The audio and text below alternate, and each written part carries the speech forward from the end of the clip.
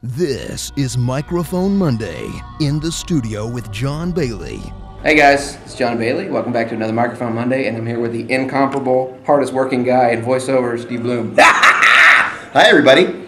So, what was the very first time you got actually into anime? Did you do commercial work before and then work your way into it? I did nothing voiceover before anime. My first thing was many years ago, and I didn't even know what anime was. They were calling it Japanimation at the time. Yes, that's true. Yeah, and it was called the Guyver, and I was brought in as a creature called a zoonoid, and basically I had the deepest voice in the mailroom that I was working in at the time, so I went in and went and ripped an arm off of one creature and beat another creature with it, and they said, "You're hired."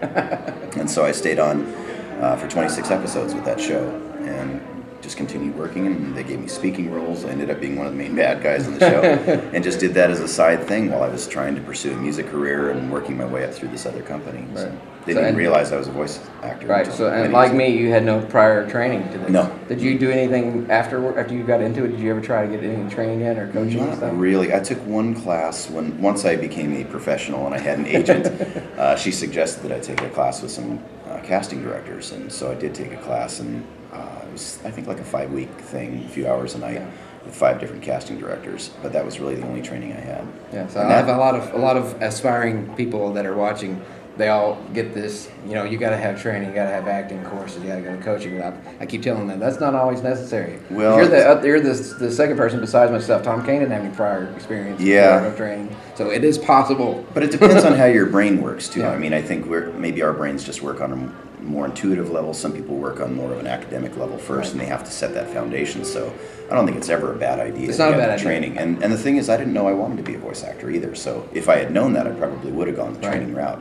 I had no idea I even was a voice actor until many years later. I agree that it helps, but it's not always necessary. It's not a have-to thing. Right. How difficult is it? Because you're one of the few that I know that got from anime and then ended up into American cartoons, and I know that's not an easy egg to crack. Extremely difficult to cross that. How long auditioning for cartoons that were here? Probably 15 years before I broke that. Because a lot of people have that. They have that mentality of like, I can do funny voices, I should be in cartoons, and it's just not that simple. Yeah, we have to be an actor first, really. And I did the funny voices, but fortunately I could do voices that were needed at the time. And those, I also was able to match the lip sync, and that I think was due to my music training, because language is such a rhythmic thing.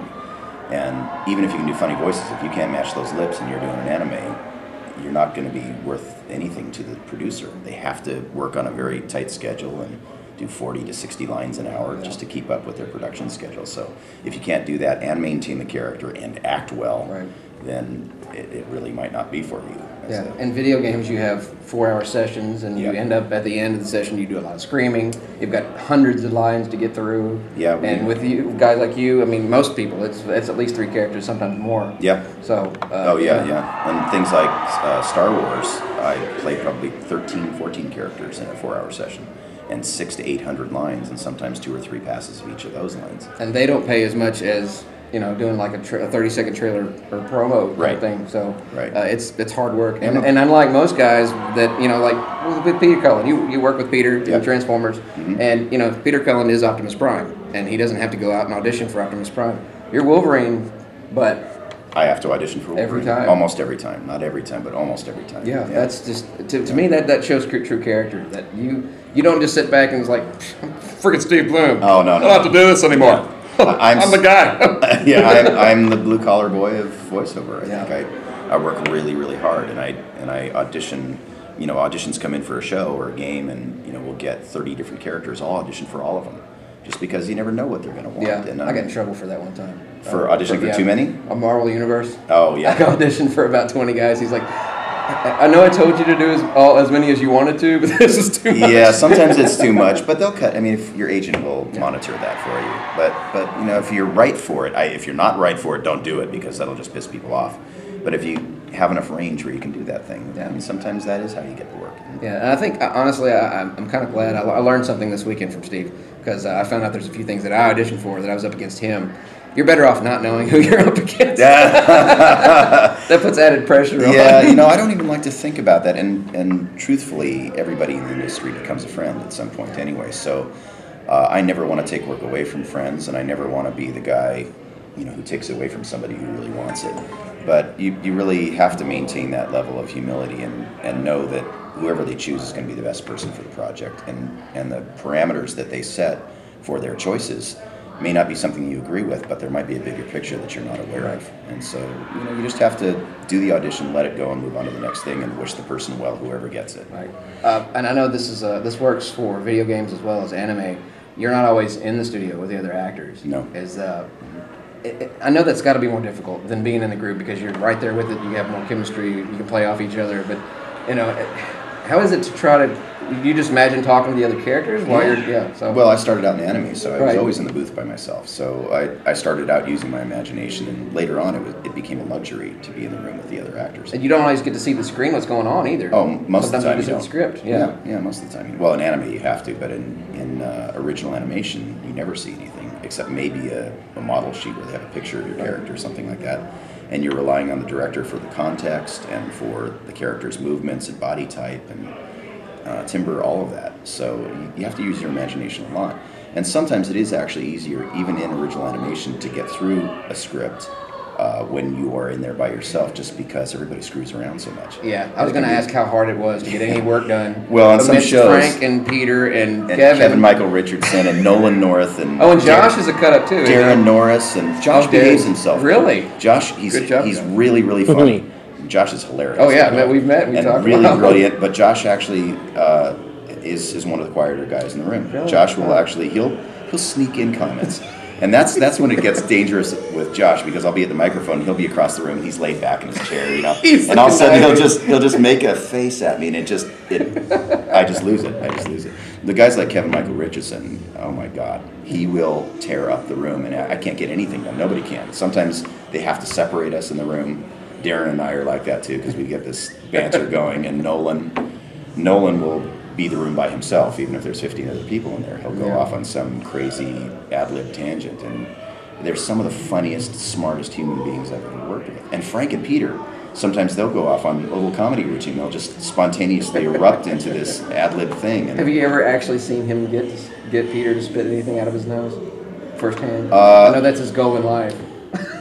Yes. You got him. Yes. I don't know if I actually saw the fluid come out of Peter's nose, but I've seen him choke up and laugh so hard. And Peter has this great laugh too. He'll be sitting, and he doubles over with this, I've seen it. It looks my God.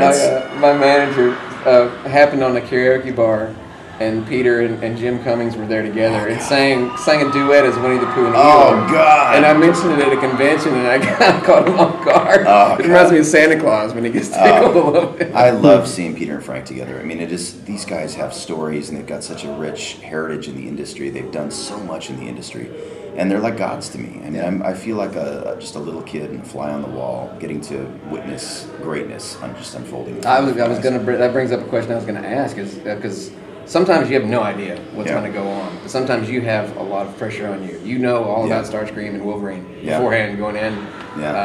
Is it hard to work against that kind of pressure? Well, Starscream. The shadow. Starscream was some big shoes to walk into, and I know the legacy that others have left before, and especially Chris Latta and Tom Kenny and Charlie Adler is one of my dearest friends. And the hardest thing for me walking into Starscream's shoes was knowing that Charlie had done Starscream in the movies. And it wasn't that long ago either. No, it was at the same time. Charlie was still doing it for the movies, and he's a dear friend, and I love his take on Starscream. I think it's magnificent.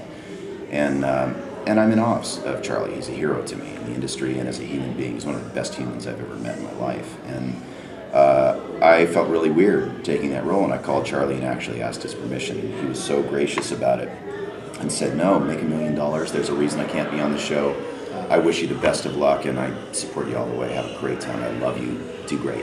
These guys are also cool. And man, it's like that in our industry, fortunately. And on camera, it's not as friendly. But in voiceover, we're family, and we take care of each other, and we look out for each other and support each other. So I approve this message. Yeah, exactly. I was going to ask him. I know Daniel Ross was in the PlayStation portable version of Transformers in the game, and I know he recorded on his own. Besides I'm not sure if the regular console version of the game, did you record any of that together as a group, or was that all separate for any of those the Prime or the... I think I was by myself, if I remember right. Because I was hoping that you had a chance to meet Keith David at some point. I've met Keith David, yeah. We worked together on quite a few projects. So much. Beautiful voice. Yeah, oh my God, he's one of those voices, he just opens his mouth and the whole room kind of resonates with this soft, wonderful feeling. Yeah, he's a really warm, great human being and a really nice man, and he's another guy I'm just in awe of to be in the same room. Ernie Hudson was the same way for me, just to get to work next to Ernie, and we got to do a lot together. He seems like he'd be a funny guy to work Ernie is really funny and really sweet, and he's so humble too. I mean, he'll sit in the room and he'll laugh at all. You guys are. You all have such a great outlook on your jobs and your life. You don't. Yeah. You're not even. You're all surprised that you're so. It's adored, kind of shocking, you know. And we're all, there's such a tremendous level of respect between the voice actors too. And I love just sitting back in the room and watching the other people do their thing. I learn a lot, and I get to be the little 8-year-old fanboy giggling silently to myself. It's that awesome. Would probably be the hardest thing for me to ever work along any side. Aside any of you guys, I would just have to try to maintain. You got to tuck that in a little bit. Sometimes let it out at first, and then you go. I did that with Frank Welker when I first met him. I imagine so. I missed him by 15 minutes. I was killing myself. I kind of gushed with him a little bit, but I was working with him on Scooby-Doo also. Right. And Frank was so kind and so sweet. He gave me his phone number and told me if there was any advice I needed, or if you need to borrow just any needed ground, yeah, yeah, exactly. But just a genuine, warm, wonderful human being. That is really cool. Yeah, you are so gracious, and I appreciate your time. Thank you so much, and thank you for everything this weekend. It's my pleasure. What a family this guy's got! What a career he's building here. I volunteered for this job because I wanted to get to hang out with you. Oh my God, people! This is the next big thing right here. So, yeah. Well, thanks, man. I have one last question though. Yes.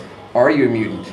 Because you have not aged. I am a mutant. I knew it. But I don't heal quite as fast as Wolverine does, but yeah, I am definitely a mutant. Ask anybody in my family. Thanks, Steve Blum. Thank you guys. Make sure you subscribe. Peace.